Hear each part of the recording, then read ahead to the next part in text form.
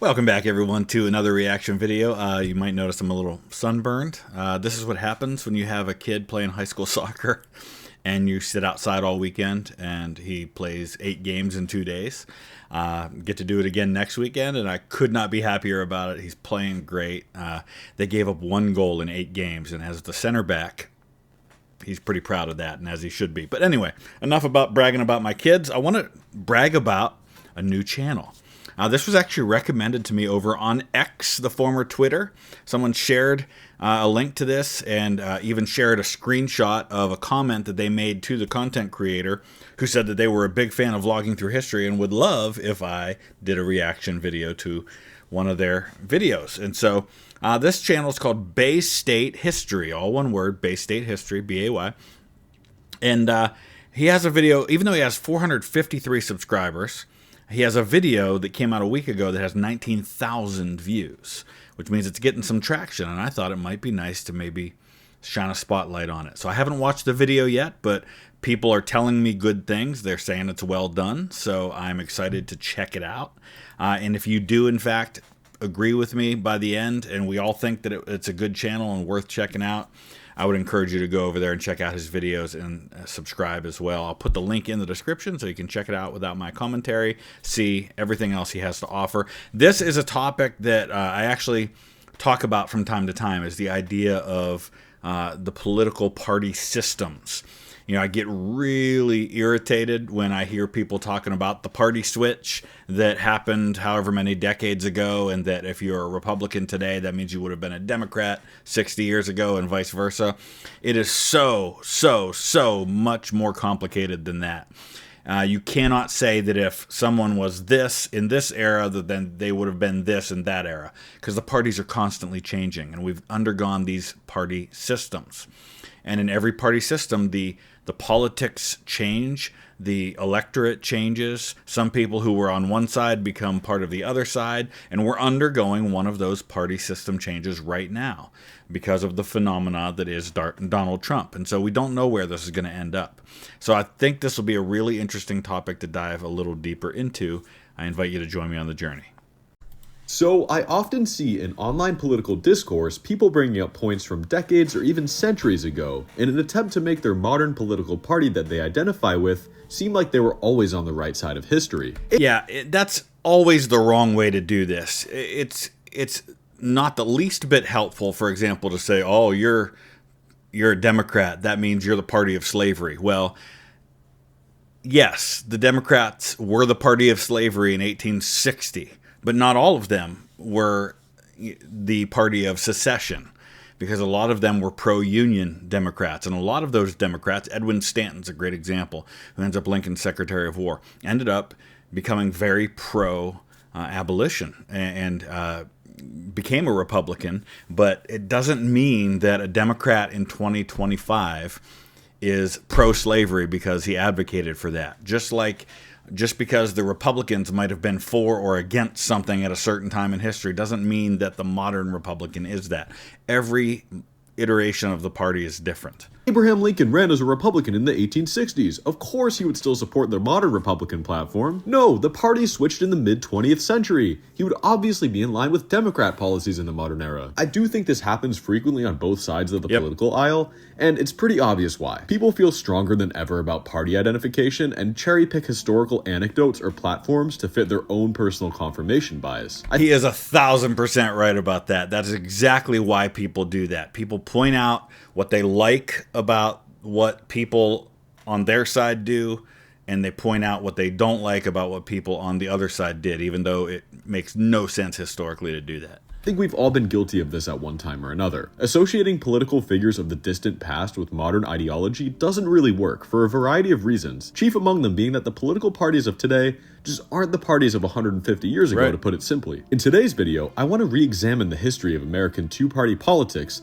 through the lens of the 7-party systems theory. This is a pretty broadly accepted way to categorize things among the historical community. If you even go on the United States Political Party's Wikipedia article, there's a full breakdown of them, but there's surprisingly little content on YouTube explaining this idea, so that's what so I think we did the video a while back from Useful Charts, who really showed this well, how they weave weave in and out, and that's what you're seeing here. That's a much, much better way to look at it than to just say Democrat and Republican.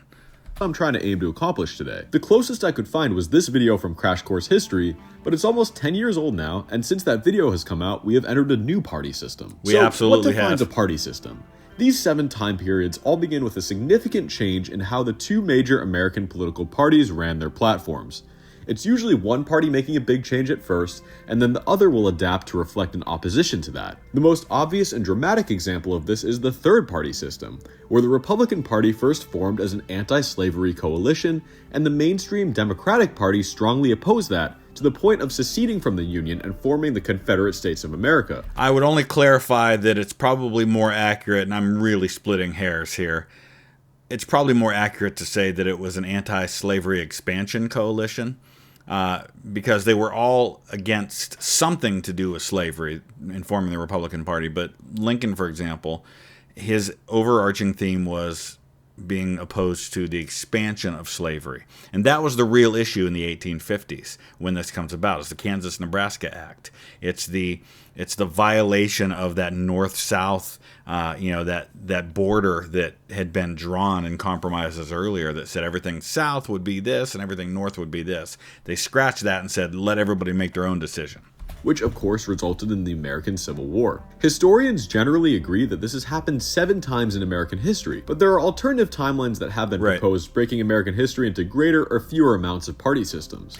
So far, I love how he's doing this. He's very factual on it. He's acknowledging the biases that exist in people when it comes to how we analyze this stuff. He's acknowledging that there are different views on how many party systems we've had and when those started and ended. And I'm sure as we get into these, he's going to talk about what some of those reasons were and how people differ on those. I like what I'm seeing so far. Simplicity's sake, we'll just be looking at the mainstream 7 in today's video. And without further ado, let's get started at the very beginning. The first party system began in 1792 and was defined by the rivalry between the Federalists and the Democratic Republicans. And it's interesting you note here that it doesn't start with the beginning of... So George Washington becomes president in 1789 after the Constitution is first adopted in 1787. You have the formation of these parties while Washington is president, and Washington himself doesn't really identify with one, though if you had to put him in one or the other, you'd have to probably put him as a Federalist. They're also briefly known as the Anti-Federalists. For each party system I cover in this video, I'm going to pick a main character of each party to try and help you guys get a broad understanding of the type of platform each party was running on during that era. Of course, keep in mind that party politics over the course of 30 plus years can't necessarily be consolidated into the ideas of one person. Right. Except for maybe the 7th party system, but we'll get to that later. Yeah, he's right. I think picking a main character for each party at the time will be useful in getting a feel of what the parties represented at different points in American history. So, the Federalists, as you might have been able to tell by the name, were in strong support of a federal government. Their founder was Alexander Hamilton, who was an easy pick for the main character of this party at the time. Hamilton was a very ideologically motivated man, and a lot of that manifested itself in his political party, with the National Bank that he founded being a defining issue of the time. The Federalists also supported strong ties with Great Britain and wanted to stay as far away from the French Revolution and Napoleonic Wars as possible. So yeah, this is all absolutely true, and this goes back to right after the Declaration of Independence, when the United States first declares its independence from Great Britain.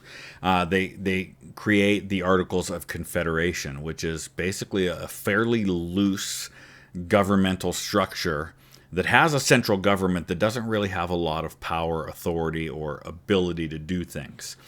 Everybody recognizes by the time you get to the mid-1780s that it's just not working.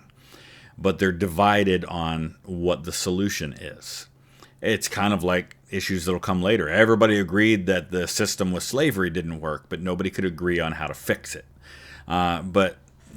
You have people who want to just rework the Articles of Confederation, and then you have the ones who become the Federalists who are much more about, let's just scrap it, we need a constitution, we need a strong central government. And so in order to get the Constitutional Convention, they had to sell it as, no, we're just meeting to rework the Articles of Confederation. But once they got there, they're like, we can't do this, let's start over again. And then they had to sell it to the people.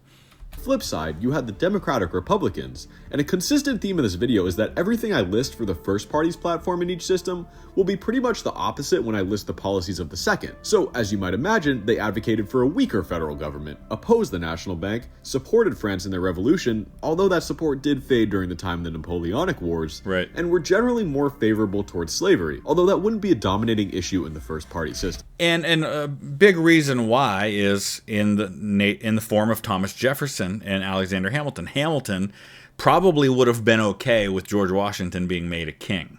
At the Constitutional Convention, he's advocating for things like the Senate being like a House of Lords, where it's hereditary titles that can be passed down, and they hold those positions for life. He wanted the president to be a lifetime appointment. And he got accused of being a monarchist because of that. He was very much of the model of the British Parliament for the government of the United States. Thomas Jefferson had been ambassador to France. He loved France. He was over there when the French Revolution starts, and he helps Lafayette draft the Declaration of the Rights of Man, and then he comes back to the U.S. in time to become the Secretary of State in the same cabinet where Hamilton is the Secretary of the Treasury and is a de facto prime minister in a lot of ways. Washington leaves him to run a lot of things. Thomas Jefferson is another easy pick for the main guy of this time period, representing the Democratic Republicans this time. And if you were to add one other figure in there for each of these, you might say John Adams for the Federalists, even though Adams and Hamilton did not like each other at all. And you could probably say James Madison on the Democratic-Republican side. De facto leader of the party during his 8 years in office, and continued to have significant political and party platform influence afterwards. Now, one thing I do want to mention early on here is that when I list out these party platform ideas, they don't apply to everyone in the party. Different wings of parties have existed for as long as America itself. And for a modern example, think of how progressive Democrats like AOC and Bernie Sanders openly disagree with the more mainstream moderate Democrats on plenty of issues. So when I say something like Democratic Republicans were generally more accepting of slavery, the word generally is doing some heavy lifting there, because there were, of course, plenty of Democratic Republicans, especially in the North, that were staunchly opposed to the idea of slavery, but agreed with the main... I gotta say, I really like, this is a man after my own heart so far. Everything he's saying, I'm like, yeah, I'm glad you pointed that out. Ooh, yeah, that's a great caveat there. Good stuff so far. I'm impressed. Extreme party lines on other issues. So please keep in mind the nuance and diversity within the parties themselves. Right. These aren't monolithic entities with mindless drones that agree with them on every last issue. And I like that he's making those parallels to the modern, because that's a good way to understand it. Because it's one thing to look 200 years in the past and say, okay, you know what?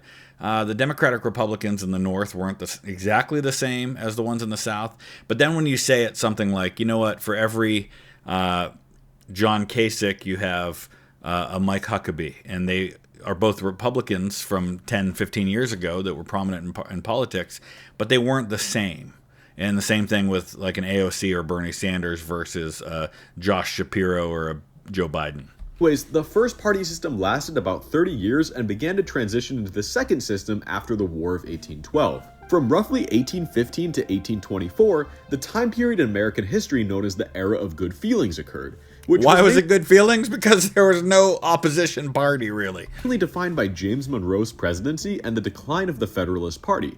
This was probably the period in American history with the least political disagreement, and the public at large seemed to resonate strongly with the Democratic-Republican Party platform, which led to the Federalists going essentially extinct. And I think part of that, too, comes with the death of Alexander Hamilton. Yes, Hamilton's influence had greatly diminished because of his scandal with the Reynolds affair and everything. But he was still only, he was my age when he died. He was in his late 40s. He had a lot of life ahead of him otherwise. And I see no reason with a man of the intellect and the drive of Alexander Hamilton that he couldn't have become prominent again. And maybe everything looks different. That might be a really interesting... In fact, I think we may have even looked at one of the... I've done so many videos, I can't remember everything I've done. I think we may have done an alternate history video where we talked about that.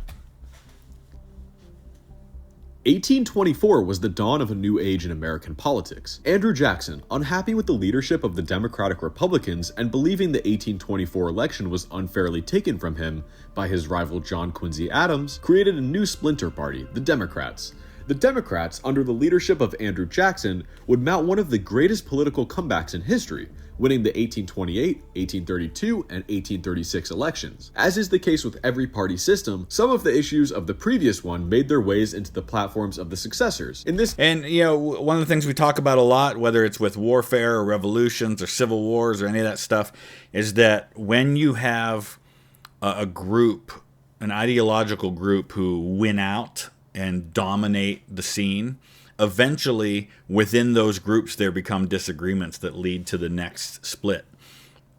So in this case, we're talking about, the revolution happened. Everybody's on the same side and wanting revolution. Eventually, the ones who, there were some who didn't want it, but the ones who were on the side of revolution, eventually they formed the country. And then they split into the Federalists and Anti-Federalists, later the Democratic Republicans.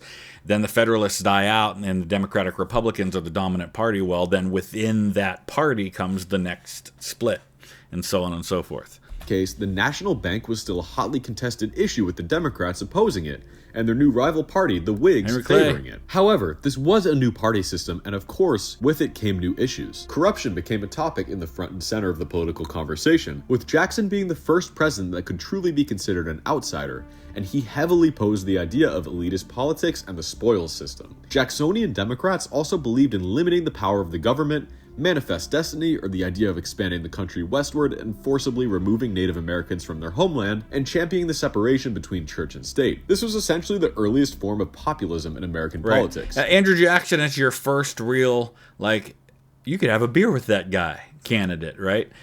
This is before TV and radio and things like that, so it's limited basis that people are able to identify strongly with a candidate that they haven't seen face to face. But that's kind of the feeling here. That's that populism. That's that man of the people thing rather than the elite guy. And this is also the time when more people are getting the right to vote. It's not just strictly elite landowner, wealthy landowner aristocrats. You're starting to see more, at least white male voters getting the access to voting. You might have noticed I'm putting a strong focus on the Democrats here, and if you couldn't guess yet, my pick for their main character is Andrew Jackson. Yeah. He literally co-created the party with Martin Van Buren and was an extremely popular president during his time period. The Whigs, on the other hand, were a much more loosely organized party that struggled electorally. There's a reason why the Democrats survived and they didn't. They didn't exactly have a party platform of their own. Yeah, they're really kind of a coalition of all the people who didn't like the Democrats. And that's why you see them struggle, and that's why you see splinter parties, and ultimately they die out, and many of the disaffected Whigs, along with some former Democrats, form the Republican Party. For the most part, they just opposed whatever Jackson and his acolytes were pushing at the time. There were only two... Which, funny enough, is how the Democratic Republicans got started as the opposition party to the Federalists who were in power. It's just that they were able to coalesce and form a much stronger party. Whig presidents ever elected, and strangely, they both died in office. The Whigs were an elitist party that were staunchly against the expansion of voting rights for the common man, opposed expansionism, notably with the annexation of Texas, and believed in preserving the national bank. I'm picking Henry Clay as the main character of the Whig Party. Sure. Right, and Abraham Lincoln, in his one term that he served in the House, he was a Whig. And he was right in that middle of the 1840s where he's opposing the war with Mexico over Texas because of, for a lot of these Whigs, it was the slavery issue, but it was other things for other people. He was never president, even though he did run unsuccessfully 3 times, but he was the ideological founder of the party and the glue that held the otherwise weak coalition together. The party basically died when he did, and by the early 1850s, slavery was quickly becoming the defining political issue, which was a problem for the Whigs, because there was almost an equal split of pro-slavery and anti-slavery members in the faction. And so, around 1852, the third party system began. The Democrats survived, but became fundamentally a different party than the one Andrew Jackson had founded 30 years prior, because like I mentioned before, being the pro-slavery party was their bread and butter by this time. Do keep in mind what I talked about earlier with different ideas within parties though. A major example of this is when primarily Democratic Southern states seceded from the Union in 1860 and 1861, but plenty of Democrats refused to go along with this and pledged their loyalty to the Union, even including Vice President and later President Andrew Johnson. And many of those Democrats became Republicans because of that. And you'll see that from time to time. And that's why sometimes people talk about a party switch. It's not really that they switched. It's that certain people with particular ideologies see that ideology no longer being important to their existing party, and they go to the other party because of that. So that's what happens here. The pro-union Democrats find that they no longer really have a home with the Democratic Party, and so they become Republicans. And other issues will be the defining factors at other times. Slavery, the Civil War, and Reconstruction dominated politics during this party system. But it's important to recognize that other issues were in the conversation as well, even if they're mentioned less often. The newly formed Republican Party supported a stronger federal government, the gold standard, tariffs, expanded civil rights, and the continuation of Reconstruction. In contrast, the Democrats supported slavery and the preservation of states' rights, to the point where 11 Democrat-ran states seceded from the Union and attempted to create their own country. But even after that, when Reconstruction's happening and the Democrats are now back in the fold, and a lot of Democrats never left the Union. You had the likes of Clement Vallandigham from Ohio, who was called a Copperhead, but you had less radical Democrats who opposed things like the amendment to abolish slavery. Guys like George Pendleton, who was also from Ohio, who was the grandson of Alexander Hamilton's second, Nathaniel Pendleton, in his duel with Aaron Burr. But Pendleton was the Democratic vice presidential nominee, running with George McClellan. McClellan was, he was never a Copperhead. He was never a pro-Confederacy guy within the Union. So you always had those Democrats. And when the South comes back in, now slavery is not really a topic to be argued anymore. Now it's Reconstruction. Now it's tariffs. Now it's the spoils system. Now it's these other things I'm sure he's going to talk about. The Confederate States of America. After the Civil War, they were fiercely opposed to the high tariffs imposed by the Republicans, advocated for the end of Reconstruction. And why is tariffs such a big deal? Because tariffs, at this point, there's no permanent income tax. There was an income tax introduced temporarily during the American Civil War on a very tiny percent of earners. But for the most part, the federal revenue comes from tariffs. The abolishment of the gold standard, limitations on civil rights, which included the beginning of Jim Crow laws, and continue to place a bigger emphasis on ending corruption than their opposition did, similar to the second party system. Immigration also became a big issue for the first time during the third party system. Sure, it was addressed in the first two, but the idea of nativism became more prominent around this time, or in simpler terms, the idea that native-born citizens of a country should have greater protections and rights compared to immigrants. Towards the end, this era also coincided with the Gilded Age, which was... And we're actually seeing, there's a parallel here too, because the issue of the rights of citizens versus immigrants who are not citizens, and how people become citizens and get recognized as such, is something that's in the forefront again because of revisiting the status of people being born in this country immediately becoming citizens because they were born here. And that goes back to this time period when the 14th Amendment was passed, which was one of the anti-slavery amendments that were passed, or the Reconstruction Amendments we call them, and it was meant to give citizenship to the freedmen, as they were called, the newly freed 4 million people who were freed from slavery. And that's a question that now is being revisited. Time defined by rapid industrialization and growth, but also some of the greatest wealth inequality and class warfare that the country had ever seen, setting the stage for issues that would define the fourth party system. For my main character of the Republican Party during this time period, it's the easiest pick ever. Of course it would be Abraham Lincoln. Yes, he died in 1865, and this party system lasted until around 1896. Which is crazy because at the beginning of 1860, you wouldn't have seen Abraham Lincoln as the main figure of the Republican Party. Though I hope people don't think that Abraham Lincoln just came out of nowhere and won that nomination. He was very much in that conversation. He just was kind of a second tier. You had Seward, and you had Chase, and you had Bates out west with the more conservative Republicans. These were the front runners. But Lincoln was there, and he was becoming a nationally known figure, especially after his debates with Stephen Douglas for the Senate race in Illinois. But you wouldn't have thought he was... You would have probably said Seward if you had to pick a single person to be the face of the Republican Party in January of 1860. But the entire third-party system was dominated by Republican politics, and every Republican president during this era just wanted to be a continuation of Abraham Lincoln in one way or another. And they were all from Ohio. Democrat main character was a bit harder to pick, but I ultimately went with Jefferson Davis, who was the President of the Confederate States of America and prior to that was a Senator and Secretary of War. You could make the case that ideologically, this era belonged more to Stephen Douglas on the Democratic side. That's fair. But I feel like choosing a Confederate leader, well, the Confederate leader, was the right call because the Civil War was by far the most important event that defined the third-party system and what came afterwards. Right. The third-party system came to a close in the 1890s when new issues began to emerge, including the Republican Party expressing a desire to break up monopolies and going in a more progressive direction overall. Independent voters also became a larger and larger group of Americans as party loyalty diminished in the 1880s and 90s. And if you were to argue that, because for most of my lifetime, the Republican Party has been seen as the party of big business and things like that. That has its roots as well in this period. When William McKinley gets elected in 1896, he's largely funded by the robber barons as we know them today, the Rockefellers and the J.P. Morgans and people like that, Andrew Carnegie.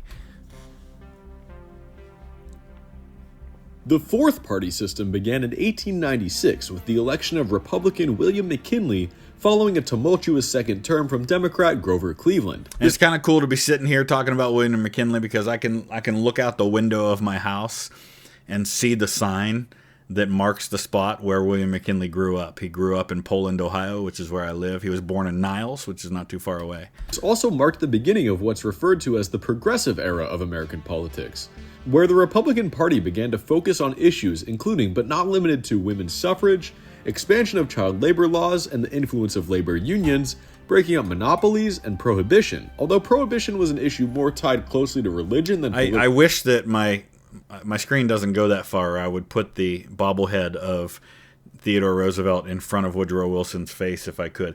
I am, by the way, if you follow me on Instagram, and if you don't, and you're on Instagram, why haven't you followed me yet? But if you follow me on Instagram, you may have seen that I posted, and I think it shows up on Facebook too. So if you're on Facebook, follow me there. All my Instagram posts go to Facebook. I was asking for ideas because I am ordering a Woodrow Wilson bobblehead. I may order a couple of them, and we might make a video having a little fun torturing it. I don't know. Party. Imperialism also became a hotly contested issue during this era, with the country annexing Hawaii and the Philippines, along with plenty of other smaller territories, many of which were fostered by and popular among the Republicans. Foreign policy went hand in hand with imperialist policies, especially because the fourth party system is where the United States made their presence known on the world stage with their involvement in World War I. Woodrow Wilson, who I'm choosing as the main character for the Democrats in this era, fathered many of the foreign policies that America would continue to follow for decades to come, for better or for worse. Yeah. And both parties at this time are going to sell themselves as progressives. Theodore Roosevelt very much saw himself as a progressive. In fact, he called his third party, which we call the Bull Moose Party, he called it the Progressive Party. Woodrow Wilson said he was the real progressive. So everybody's saying they're the progressive. They're just arguing over what that looks like.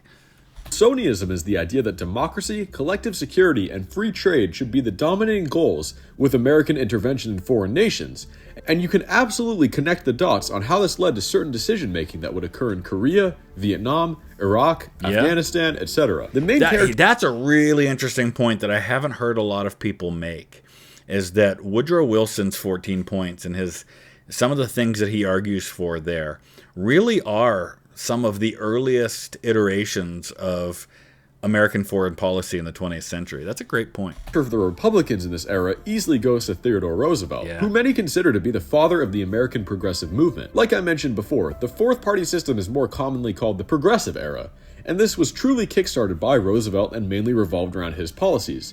And he was effective at it too. Yeah. Republicans dominated the fourth party system just like they did with the third. And I like him so much. He is my favorite president by far. That's why I have him right here.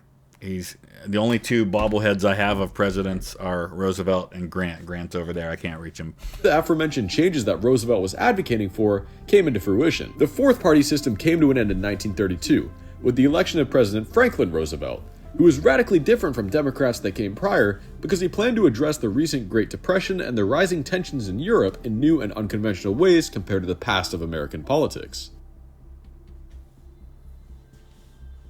The fifth party system is also known as the New Deal party system. Yeah. Because the policies and platforms... Notice how many of these party systems are formed because of a particular presidency and how much that presidency led to dramatic changes in the country.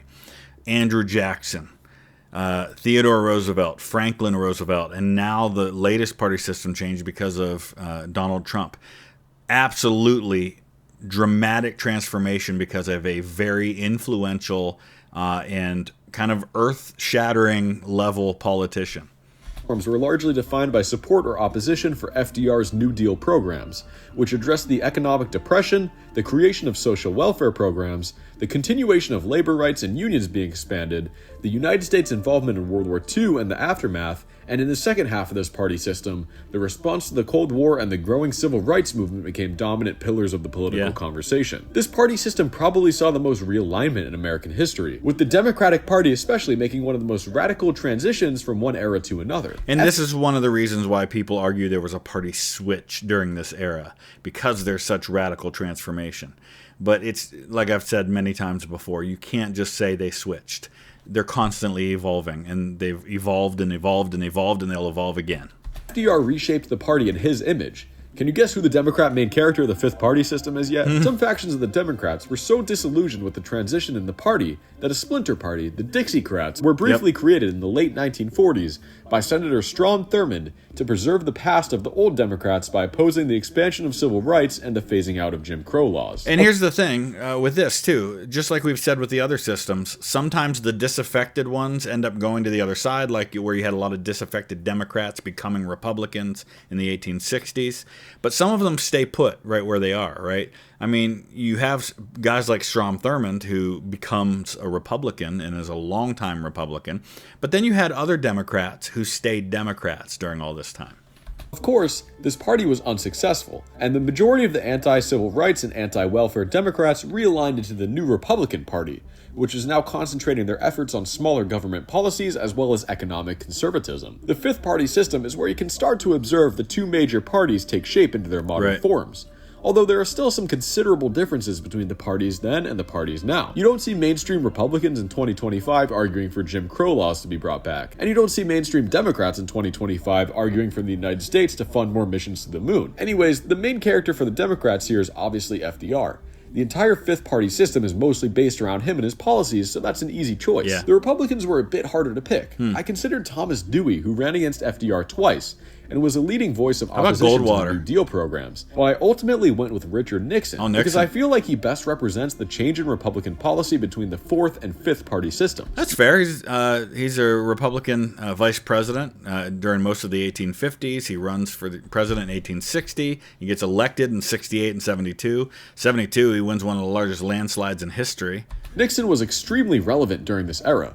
He was the vice president for 8 years and was the Republican presidential nominee 3 times, and was ideologically a middle-of-the-road, standard conservative compared to a more liberal Republican like Thomas Dewey or Nelson Rockefeller, or a farther-right figure like Barry Goldwater. In terms of when the fifth party system ended, historians actually disagree a lot on this one. The answer ranges from 1966 all the way to the early 1990s, but the most commonly agreed upon date is 1980, with the election of Ronald Reagan, who represented a new direction for the Republican Party in contrast to Nixon. Yeah, that's a great point, because up until this point, for most of that party system with FDR, you had within each party, you had conservative Republicans, liberal Republicans, moderate Republicans, you had conservative Democrats. Even in my lifetime, I mean, my congressman for a number of years was Tim Ryan, who was a fairly conservative Democrat when he got elected, but was pretty liberal by the time he left office.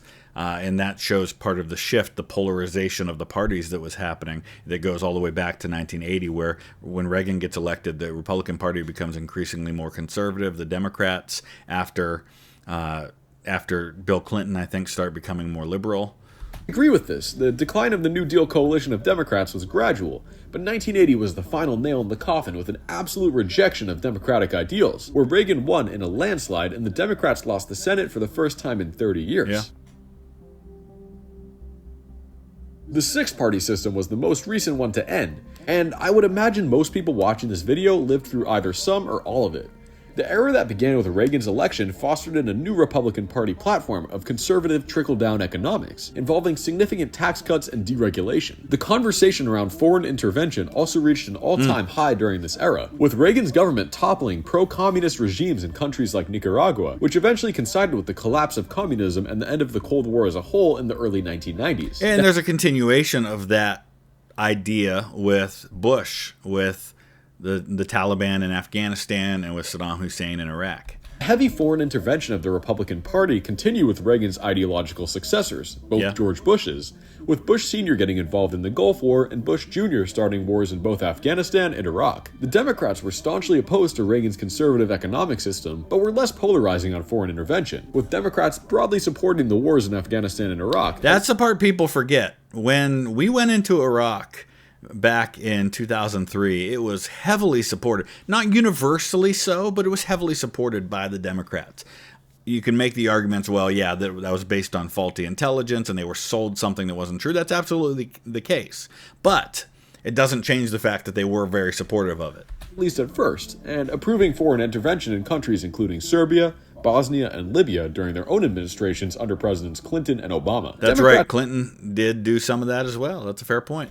Also made a significant effort for healthcare reform in the six-party system, with the Affordable Care Act signed into law in 2010. Love it or hate it, it's undeniable that the ACA was one of the most significant pieces of legislation in the 21st century so far. Immigration, legalization of marijuana and gay marriage, technology regulation, and climate change were also important issues candidates ran on during this party system. So isn't it interesting, and this is something just to observe about this party system, and I would probably argue I'd take that number back a little bit further. I know he has 2024 question mark, and it's impossible. This is just, I'm arguing over something you can't really argue over because we don't know.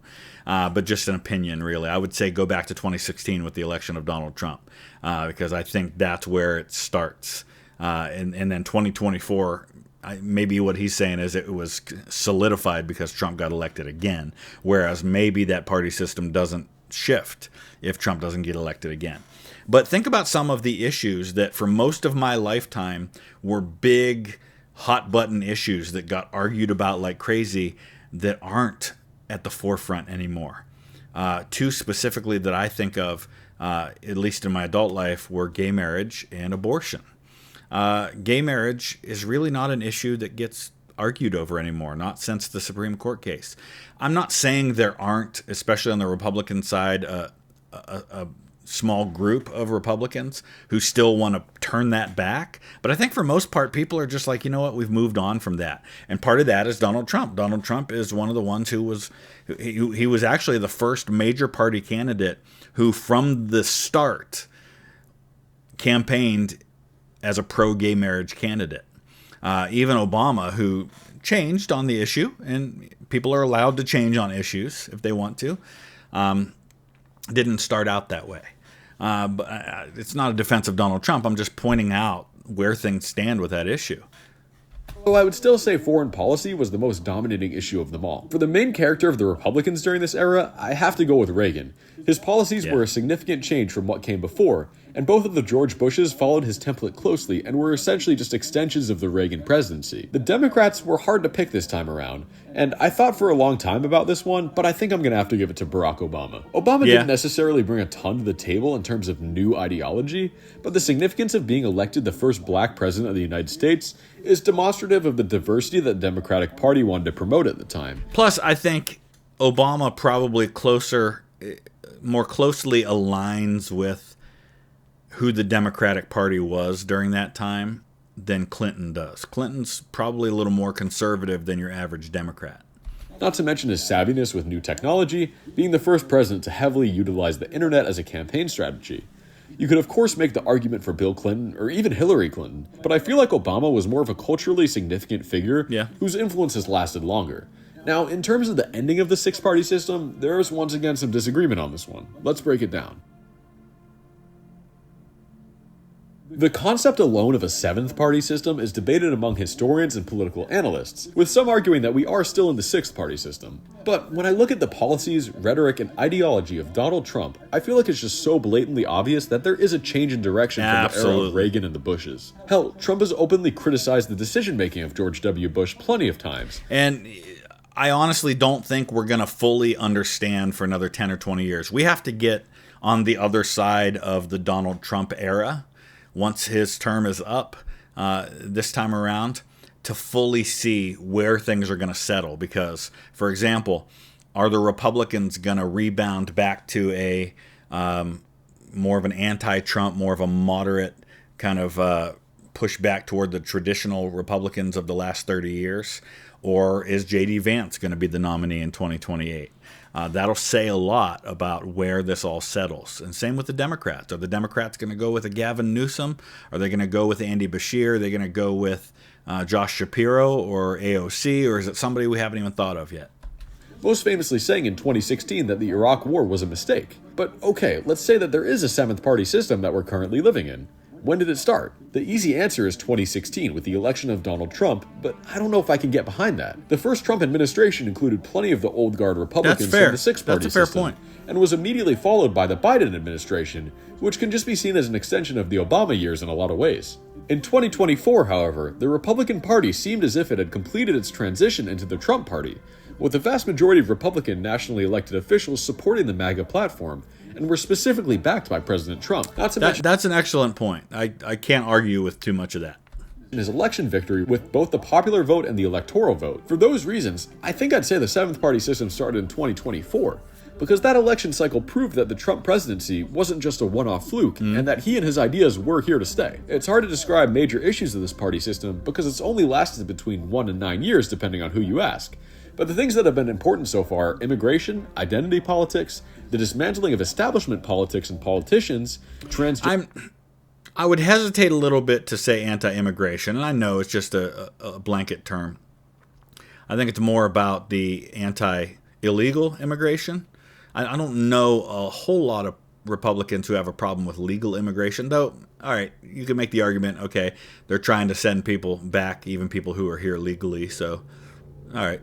Gender rights, foreign trade deals, and the biggest one which indicates to me that we're in a new party system is the Republican switch from foreign interventionism, the six-party system, to isolationism and non-intervention. Big change, and honestly, for myself as a conservative voter, this is one of the ways in which I see myself more distant from the Republican Party is on issues like Ukraine, whereas I am personally very much in support of helping Ukraine any way we can. I don't want to send American troops to Ukraine, but I'm all about selling them weapons and all that kind of stuff. And the Republican Party's not there. So, I've heard people say things like, I didn't leave the party left me. And I've never really identified myself as a Republican because I think both parties suck in significant ways, and I wish we had other options. But that's a big distancing that has happened between me and many Republicans. Clear that the main character of this party system on the Republican side is Donald Trump. I'd go as far as to say he's caused the biggest shift in the two-party system from any one man since FDR, for better or for worse, depending on how you feel about it. Unless these next 4 years go disastrously wrong for Trump, the 2028 Republican nominee will almost certainly be an ideological successor to him, probably J.D. Vance. And for the Democrats' main character, I'm not picking one yet. I will be very, very surprised unless, like he said, something goes horribly wrong in the next 3 years. I would be shocked if J.D. Vance is not the nominee. Shocked. Not just because he's the vice president, but because I see a lot of things in him, whatever you think of his policies. As a candidate, I think he's the perfect candidate for the Republicans in this modern era, as far as what tools he brings as a candidate. The issues are a different thing altogether. And you might see somebody like Rubio come along. Who knows? If you think the seventh party system started in 2024, we haven't even had any Democrat presidents yet.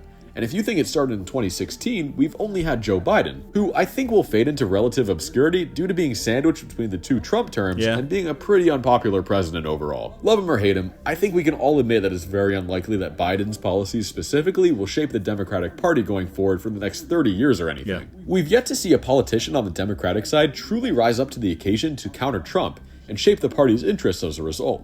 Will it be Pete Buttigieg, AOC, Andy Beshear, Gavin Newsom? or a dark horse that we haven't heard of yet? No one can say for sure, but the future of what the seventh party system holds is sure to be an interesting one to observe on both sides. So there you have it, the 7 eras or party systems of American political history. I think framing the history of American politics in this way provides a valuable lens to understand the evolution of the parties in a way that just summarizing the events themselves wouldn't necessarily provide. It might seem like in the short term, change is gradual and slow, but when you look at the big picture, you can really start to understand that the political parties of today are fundamentally different than they were 200, 150, or even 20 years ago. Hopefully this helps you understand my point from the beginning of the video about how you can't really equate historic figures' politics to the politics of today. Yeah. This video will probably only get a couple hundred views, but hopefully that shuts down at least one online debate on whether George Washington would be a Democrat or Republican if he were alive today. Anyways, what direction do you see the two major parties going in the future? Thank you so much for watching. This is Bay State History, signing off. Really well done. I'm very impressed. I'm gonna subscribe. If you like what you saw, if you think he did a great job, let's get him over 1,000 subs. 1,000 subscribers is a magic number in YouTube world because you need 1,000 subscribers and you need, I think it's, they keep changing it. It might be 3,000 now, but it's been for the last couple of years, 4,000 hours of watch time from your videos. So like right there, I gave him 20 minutes of watch time by watching that 20-minute video. So every 3 full views of that video gets him another hour toward that. That's when you get monetized and you can start making money. And making money on YouTube, like it or hate it, is what encourages people to keep making content. So if you like what you see, let's subscribe. Let's push him over that 1,000. I think he did a fantastic job. If you have other videos of his that he has done or does in the future that you'd like me to check out, let me know. This video came to my attention today because of a viewer who shared it with me on social media. So it does happen. Thanks for watching.